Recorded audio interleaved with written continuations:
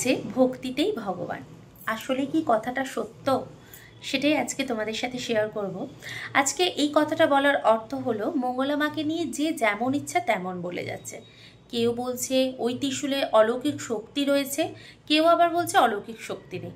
কেউ বলছে ভণ্ডামি, কেউ বলছে বিজনেস, কেউ বলছে মাকে নিয়ে বা ভগবানকে নিয়ে ভণ্ডামির এই যে পর্দাটা ফাঁস করে দেওয়া দরকার, ওর বিজনেস লোপাট করে দেওয়া দরকার। আসলেই কি তাই? সত্যি কি তাই? মঙ্গলমা কেন বিজনেস করবে? মঙ্গলমা কেন ত্রিশূল ঠেকাবে? ত্রিশূল ঠেকিয়ে টাকা রোজগার কেন করবে? বড়লোক হতে চাইছে? Hello everyone, welcome back to our channel. কেমন আছো তোমরা? আশা করি ভালো আছো, আর আমিও ভালো আছি। আমার নতুন আরও একটি ভিডিওতে তোমাদের সবাইকে জানাই অনেক অনেক স্বাগত। এত কথা বলার অর্থ হচ্ছে, কৃষ্ণকালী মাকে নিয়ে যে দ্বন্দ্ব লেগে রয়েছে মানুষের মধ্যে, দেখে অবাক হয়ে যায়। এই মনুষ্য জাতি যাকে ভগবান সৃষ্টি করেছে, যে সৃষ্টিকর্তা, তার পিছনেই বাঁশ দিতে প্রত্যেকে লেগে গেছে। যে সকলকে ভালো রেখেছে, যে ভালো মন্দর খোঁজ খবর নিচ্ছে, যে তোমাদের চাহিদাগুলো মেটাচ্ছে, তাকেই বাস দিতে লেগে গেছে।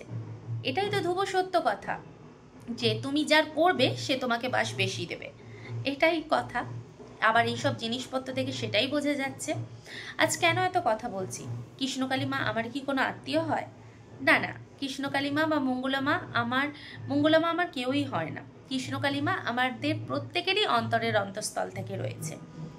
একটা ভগবানকে তুমি ভালোবাসো, সেটা শিব ঠাকুর হোক, বা সেটা মা কালী হোক, বা সেটা যে কিছুই হোক, হনুমানজি হোক বা লক্ষ্মীনারায়ণী হোক, যাকেই তুমি ভালোবাসো বা বিশ্বাস করে মন থেকে ডাকো, বা যাকে তুমি পুজো করো, যখন তুমি তার কাছে কোনো জিনিস চাও আর সেই জিনিসটা যখন তোমার পূর্ণ হয়ে যায়, তখন সেটা তোমার আনন্দের হয় বা খুশির হয়। সেই কথাটা তোমরা বাড়ির প্রত্যেককে বলো। সেই রকমই মঙ্গলা মা কিন্তু কৃষ্ণকালী মাকে প্রথম থেকেই সেবা করত, এবং সেই সেবার দরুন কৃষ্ণকালী মা মঙ্গলা মায়ের অনেক ইচ্ছে পূরণ করে, আর সেটাই সে সোশ্যাল মিডিয়ার মাধ্যমে প্রত্যেকটা মানুষের কাছে প্রচার করতে চেয়েছে। এটা কি খারাপ? আচ্ছা, তোমরা প্রত্যেকেই বলো মঙ্গলা মা ঘুষ নিচ্ছে, বা মঙ্গলা মা টাকা নিয়ে তারপর ত্রিশূল ঠেকাচ্ছে। আচ্ছা, তোমরা একটা কথা বলো তো, ইউটিউব জগতে যখন মঙ্গলা মা এসেছে, নিশ্চয়ই এখান থেকে কিছু ইনকাম করে। আচ্ছা, এখান থেকে যে ইনকামটা করে, তার কি আর এইরকম ভগবানকে নিয়ে বিজনেস করে টাকা ইনকাম করার কোনো ইচ্ছে ছিল, বা কোনো কি ওর উপায় আছে? নেই তো, না? তার স্বামী ভালো আছে, স্বামী যথেষ্ট কামায়, সন্তানের বিয়ে হয়েছে, তার জামাই রয়েছে, সুতরাং এরকম বিজনেস করে টাকা কেন কামাবে? সেটাও তো বোঝবার ব্যাপার আছে, তাই না? ভগবানকে আমরা মানি শুধুমাত্র বিশ্বাস থেকে। ভগবানের প্রতি আমাদের অগাধ মায়া। মা বাবা সকলেই একটা সন্তানকে ছেড়ে দিতে পারে, কিন্তু ভগবান কখনোই একটা সন্তানকে ছেড়ে চলে যেতে পারে না। এবার বাকি রইল ত্রিশূলের অলৌকিক ক্ষমতা। ত্রিশূলটা হচ্ছে একটা মাধ্যম। ভগবানের যে অলৌকিক শক্তি হয়তো ত্রিশূলের মধ্যে রয়েছে, আর ভগবান তো ডাইরেক্ট কোনো কাজ করতে পারে না, তার মাধ্যম তো কাউকে প্রয়োজন। যেমন ধরো, আমরা এই নিজেদের বক্তব্যগুলো বা নিজেদের কথাগুলো আমরা প্রকাশ করতে চাই, কার মাধ্যমে করছি? ইউটিউবের মাধ্যমেই তো করছি, বা ফেসবুকের মাধ্যমে করছি, বা আমাদের কোনো কথা আমরা চাই যে কাউকে বলতে, সে অনেক দূরে থাকে, তখন আমরা কার মাধ্যমে বলবো? ফোনের মাধ্যমে বলবো। কোনো মাধ্যম ছাড়া কি কোনো কিছু হয়? হয়তো কৃষ্ণকালী মা নিজে না এসে করে একজন মাধ্যম রেখেছেন, যিনি হলেন মঙ্গলা মা। আর তিনি হয়তো এই ত্রিশূল দিয়েই স্বপ্নাদেশে বলেছেন যে ত্রিশূলের মধ্যে অলৌকিক শক্তি আছে, প্রত্যেকটা মানুষের রোগ নিবারণ করবে। আচ্ছা বলো তো, আমরা এটা কথার মধ্যে কথাটা বলছি, কিন্তু সত্যিই তো প্রত্যেকটা মানুষের হচ্ছে। কারো পেটের পাথর ভালো হচ্ছে, কারো পা ভেঙে গেছে ভালো হয়েছে, কারো আবার ধরো কঠিনতর কঠিন রোগ ভালো হচ্ছে, কারো আবার গোপন কোনো রোগ হয়েছে সেটা ভালো হয়ে যাচ্ছে কৃষ্ণকালী মায়ের শুধুমাত্র জপ করার ফলে। এটা একজনের সঙ্গে হলে মানা যায় সেটা ভণ্ড, বা সেটার অন্য কিছু ব্যাপার রয়েছে টাকার। কিন্তু এটা যে এত বিদেশ থেকে, বাইরে থেকে সমস্ত ভক্তরা এসে মায়ের পুজো দিচ্ছে, সবই কি মিথ্যে? আশা করি সবই তো মিথ্যে না। ত্রিশূল ঠেকানোর পরে অনেক মানুষ উপকার পাচ্ছে। তারা কি সবাই হায়ার করা? হায়ার করা তো না। নিশ্চয়ই তাদের মধ্যে একজন হয়তো হায়ার করা রইল, বাকি যে 10 জন আছে তারা তো আর হায়ার করা না। নিশ্চয়ই তাদেরও কোনো কাজ হচ্ছে, সেই জন্যই তো তারা আসছে। এই যে দিন দিন ভক্তের এত ভিড় বাড়ছে কেন? একবার ত্রিশূলটা কেন ঠেকাতে চাইছে? সেই ত্রিশূলের কিছু তো মহিমা আছে, কিছু তো অলৌকিক শক্তি আছে, তবেই তো মানুষ যাচ্ছে। আসলে যে নাস্তিক সে নানান যুক্তি দেবে ভগবানের কাছে না যাওয়ার জন্য, আর যে আস্তিক সে কিন্তু ভগবানের কাছে যাওয়ার জন্য নানান কিন্তু তোমাকে কথা শোনাবে।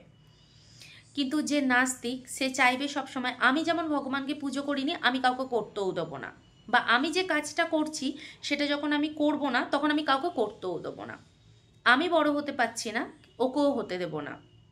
কিন্তু ব্যাপারটা হলো এই তর্ক বিতর্কের মাধ্যমেই একটা কথা বলি, যে নাস্তিক সেও কিন্তু যার পা ধরে টানছে তাকে নিয়ে ভিডিও করছে যখন, বা আমাদের মঙ্গলামাকে নিয়ে যখন ভিডিও করছে, তারও তো কিছু আয় ইনকাম হচ্ছে, হচ্ছে নাকি?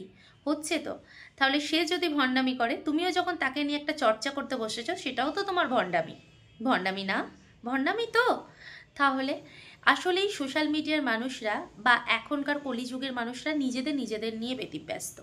আমার ভালো হোক, আদার্স আর কারো ভালো যাতে না হয়, কিন্তু এগুলো বন্ধ করা উচিত। আর ওই ত্রিশূলের অবশ্যই অলৌকিক শক্তি আছে, আর সেই অলৌকিক শক্তি আছে বলেই এত এত লাখ লাখ ভক্তের ভিড়। আসলে ব্যাপারটা কি বলতো, এই যে সনাতন ধর্ম বিলুপ্তের পথে কেন জানো? সনাতন ধর্ম বিলুপ্তের পথে কারণ প্রত্যেকটা সনাতনের হাত ধরে থাকে না, একে অপরের হাত ধরে থাকে না। এখানে যে যা সে তার ভালোটা দেখে, কখনো ধর্মের কথা চিন্তা করে না, কখনো ভগবানের কথা চিন্তা করে না, কখনো নিজেদের কালচারের কথা চিন্তা করে না, নিজেরাই নিজেদের গায়ে কাদা ছেটাছেটি করে।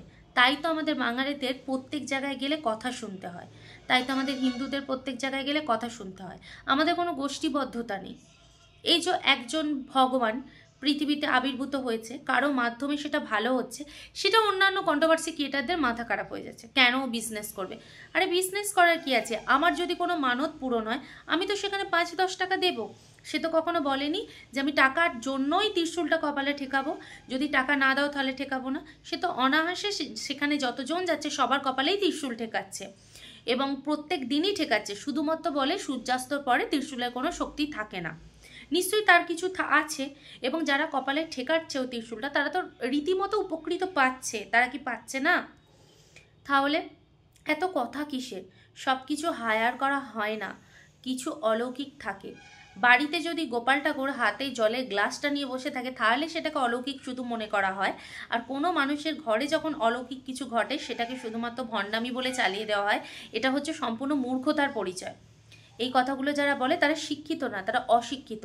যেখানে সায়েন্স একটা টাইম গিয়ে বলে যে ভগবানের ওপর ভরসা করো, ভগবান তো রয়েছে, স্পিরিচুয়ালিটি রয়েছে, না থাকলে এত কিছু হয় না, সেই জায়গায় দাঁড়িয়ে 2-4টে কন্ট্রোভার্সি ক্রিয়েটার 5টা কি কথা বললো সেটা নিয়ে মাথা কামানোর কোনো দরকার নেই। আর মা আছে বলেই, আর মায়ের মাধুর্যটা চারিদিকে ছড়াবে বলেই কিন্তু এত বাধা আসছে মন্দিরের জন্য। যদি এই বাধাটা না আসতো, অনায়াসেই সব কিছু হয়ে যেত, তাহলে কিন্তু মায়ের মহিমা চারিদিকে প্রচার হতো না। বারবার করে কিন্তু এই মন্দির বন্ধ হচ্ছে বলে আরও বেশি প্রচার হচ্ছে, এবং তোমরা কন্ট্রোভার্সি ক্রিয়েটাররা কন্ট্রোভার্সি করছো বলেই কিন্তু এই যে মায়ের মহিমাটা আরও বেশি প্রচার হচ্ছে। আর কৃষ্ণকালী মা সব সময় সবার মধ্যে রয়েছে, আর কৃষ্ণকালী মা তোমারও ভালো করবে, আমারও ভালো করবে। তাকে দমিয়ে রাখার ক্ষমতা আমাদের কারো নেই। সে একটা চালেতেই আমাদেরকে দমিয়ে দিতে পারবে, কিন্তু তাকে দমানোর ক্ষমতা আমাদের মনুষ্য জাতির এখনও নেই। যাই হোক বন্ধুরা, আমার কথাগুলো কি তোমাদের মন পর্যন্ত পৌঁছালো? যদি পৌঁছায় অবশ্যই কমেন্ট বক্সে কমেন্ট করো। ভালো থেকো।